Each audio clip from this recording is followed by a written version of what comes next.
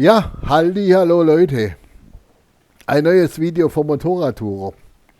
Ich habe mir lange überlegt, ob ich das machen soll, aber ich habe dann auch im Internet und bei YouTube nichts gefunden und habe mir dann einfach gedacht, jetzt mache ich einfach mal ein Video über die gefahrenen Reifen. Dieses Jahr war ja eine ganz besondere Situation, weil ja geplant war, das seht ihr ja in meinen Videos, einen Teil Schotter zu fahren. Ich stand dann, nachdem die Originalbereifung runtergefahren war, vor der Wahl, was kaufe ich. Ich habe mich dann auch im Internet umgeschaut, ja, und wollte einen Reifen haben, der einerseits etwas Schotter kann und andererseits aber auf der Straße, die sicherlich 80% oder noch mehr bei mir eben gefahren wird, was taugt, speziell auch im Nassen. Und bin dann eigentlich auf den Conti TKC 70 gestoßen. Den habe ich dann auch montiert bei rund 8000 Kilometer und die Guzzi hat jetzt knapp 19.000 drauf, also ich bin jetzt 11.000 gefahren und dann hört mal, wie sich der Reifen meiner Meinung nach verhalten hat und wie er jetzt vom Ablauf war und ja, das beschreibe ich jetzt eben in dem Video. Eins möchte ich noch vorab dazu sagen, ich sehe ja bei YouTube immer wieder YouTuber, die dann sagen, den Reifen habe ich dann 10.000 Kilometer gefahren, den Reifen habe ich dann 20.000 Kilometer gefahren, den Reifen habe ich dann 15.000 Kilometer gefahren und. Ja, ich weiß nicht, was ich davon halten soll, wenn ich das halt zusammenrechne, dann sind die in einer Saison 100.000 Kilometer gefahren. Ja, ich denke, ich fahre schon nicht wenig und bringe so auf 20.000 Kilometer im Jahr. Und jetzt seht ihr einfach mal, was ich so sage zu dem Reifen. Und wenn es taugt, Daumen nach oben, das wäre super. Und wenn nicht, auch okay. Viel Spaß beim Anschauen.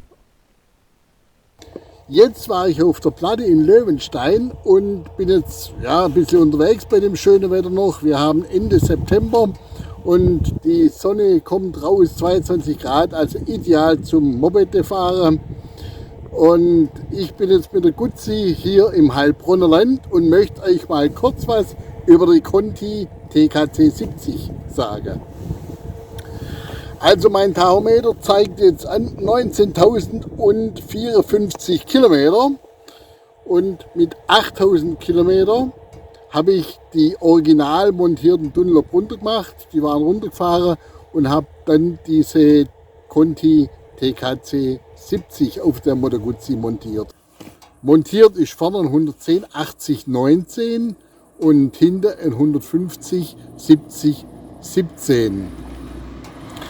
Der Hinterreifen ist ja auch ausgestattet mit diesem 2-Komponenten-Gummi.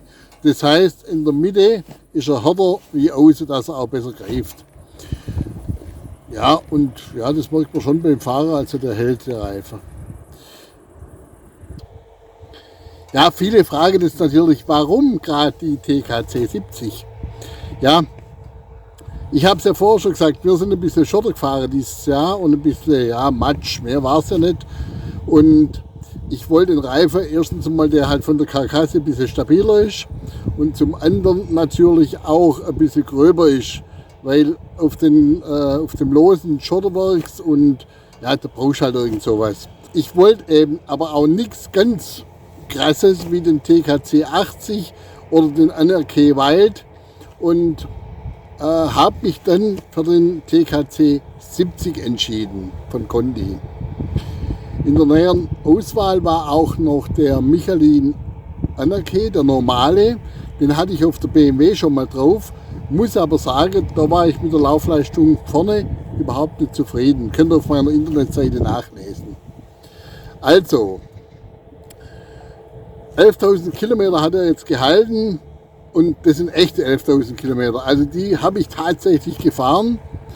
Das ist ja auch so ein Thema im Internet. Ja. Da liest du von manchen YouTuber, sie haben jetzt den Reifen 10.000 Kilometer getestet, den Reifen 20.000 und dann 25.000. Der, ganz krass. mit dem TKC 70 schreibt einer 30.000 Kilometer mit einem Reifen. Ja, da muss ich mich schon fragen, ob der sein Moped geschoben hat. Also bei mir gelingt es halt nie. Bei der BMW muss ich immer so zwischen 7.000 und 10.000 wechseln. Und die Moto Guzzi jetzt die 11.000, das ist sicherlich auch, das ist absolut okay, muss ich sagen. Das ist schon eine sehr lange Laufleistung. Der Reifen, der hat zwei Gesichter. Wo der neu war, ich habe das schon in der Garage bemerkt, wenn ich die immer geschoben habe, dass eben dieser Reifen doch härter abläuft, wie der Dunlop, wo drauf war, oder auch ein Bridgestone oder auch ein anderer Reifen. Aber das hat beim Fahren nie eine Rolle gespielt. Ich habe das auch nie bemerkt. Ich habe mir jetzt gerade beim Herfahren überlegt, die 11.000 Kilometer, wie denn die zustande gekommen sind. Wo bin ich denn rumgundelt, schwäbisch rumgefahren, um die Kilometer drauf zu kriegen. Also ich werde so circa 2.000 Kilometer Autobahn gefahren sein. Davon bestimmt 1.500 in Deutschland, das ist wegen der Geschwindigkeit. Dann 1.000 Kilometer, denke ich mal, waren das so Schotter und so Zeug, ja, und auch ein bisschen Matsch. Und 8.000 Kilometer werden das Landstraße gewesen sein. Und die 8.000 Kilometer, denke ich mal, die Hälfte in die Alpen, ja, da bin ich auch ein bisschen flott unterwegs. Das heißt, der Hinterreifen wird auch schon sicherlich ein bisschen genommen. Aber hinter habe ich noch Profil, vorne keins mehr. Und jetzt zeige ich euch einmal das, was vom Profil noch übrig ist nach 11.000 Kilometer. Erst vorne. Der vordere, das seht ihr ja hier schon am Profil. Der ist außen eigentlich noch recht gut, aber der Mittelsteg ist jetzt echt runter und die muss ich jetzt echt erneuern, wenn ich nicht ein paar Punkte in Flensburg einfahren möchte. Und jetzt hinten. Beim hinteren, der hat ja den Vorteil mit diesem Mittelsteg. Und ja, ich bin jetzt natürlich auch wirklich relativ viel Autobahn gefahren mit dem und der hat außen noch wirklich viel Profil, also relativ viel.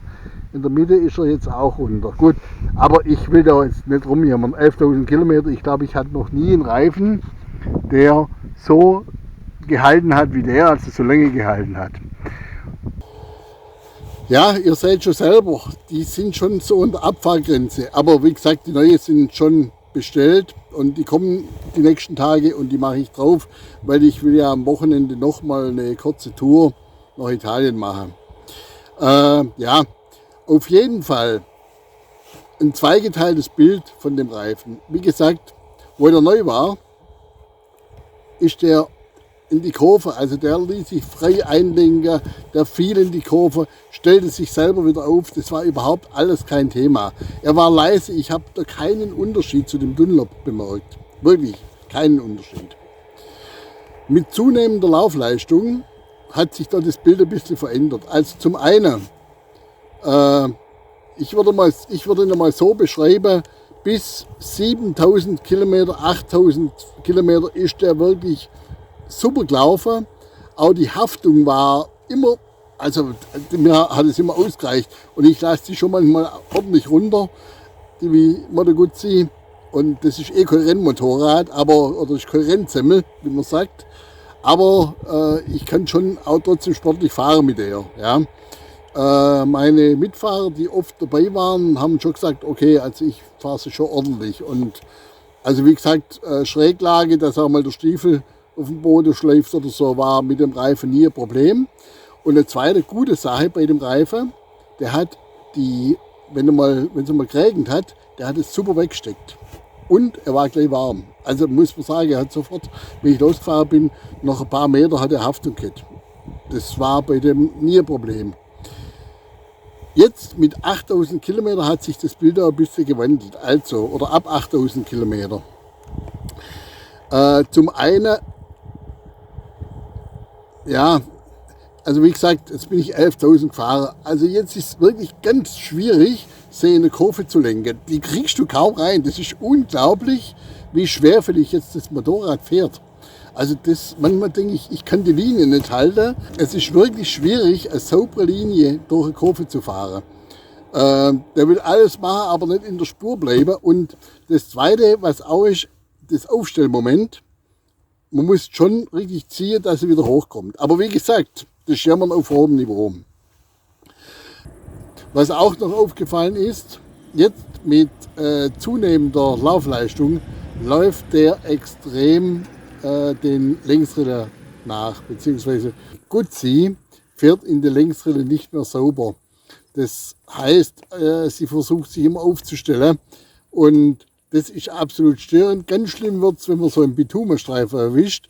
Da wackelt das ganze Ding, da denkst du, ja, sagen wir, was ist denn jetzt los? Aber ja, das ist natürlich dem Profil geschuldet, das ja nicht mehr da ist.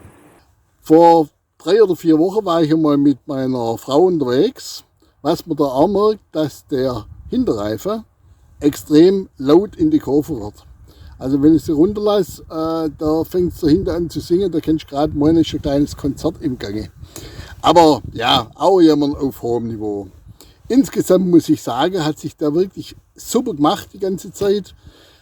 Auf dem Schotter, den wir gefahren sind, oder auch so leichtes, das war ja und Geröll und auch leichter Matsch, ja, das war nie ein Thema. Also da kannst du mit dem Reifen überall durchfahren.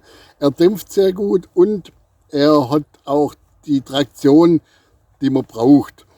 Am Vorderrad wäre schön, wenn er manchmal ein bisschen gröbere Rille hätte, aber das kommt natürlich wieder das macht natürlich die Kilometerleistung wieder zunichte. Also insgesamt ein Allround-Reifen, so wie man sich das wünscht.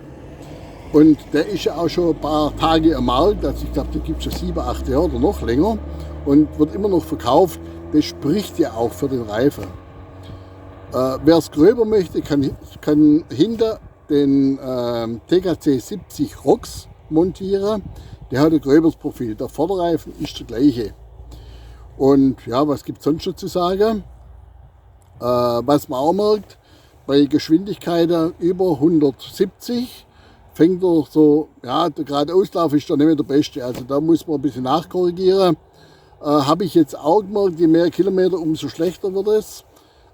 Ich war ja sonst viel auch mit dem Kopf unterwegs und ja, da merkst du schon, also bei 160, 170, ja, sofern man das fahren darf, ist manchmal, fängt es da halt ein bisschen dass er ein bisschen unruhig wird. Aber ja, insgesamt finde ich es für die Moto Guzzi echt ein super Reifen. Und es gibt da sicherlich noch ein paar Wettbewerber, die auch gut sind. Ja, das müsst ihr einfach selber erfahren. Dann macht ihn drauf und fahrt ihn, wenn ihr einen Schotter wollt. Ich finde es okay.